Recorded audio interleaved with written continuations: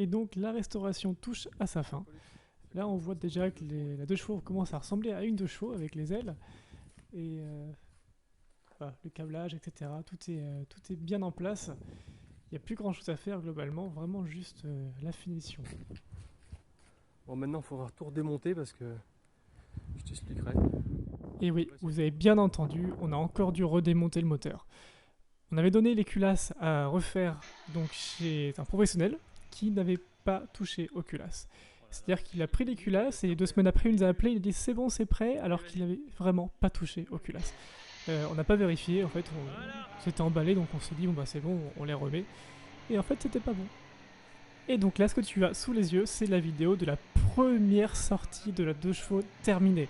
Bon, tu vois que par rapport à la version finale, les enjoliveurs sont manquants, mais globalement c'est vraiment la 2 chevaux dans sa dernière configuration. Donc c'était un super roman. Seulement, bon alors j'ai eu un peu de mal à démarrer, ça je te l'accorde. Il a fallu sortir du garage, mais ça c'est pas grave. Ça c'est pas grave, c'est ce qui est arrivé après. Dis-toi que cette vidéo là c'était un dimanche. Et la photo que je te montre maintenant, c'était 3 jours plus tard.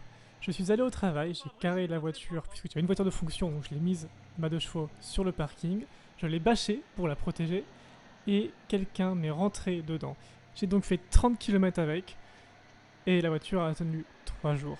On m'a cassé ma calandre, le capot, l'aile avant droite, la barre pour les phares, et le pare-choc. Donc 2 ans de restauration pour finalement rouler 3 jours.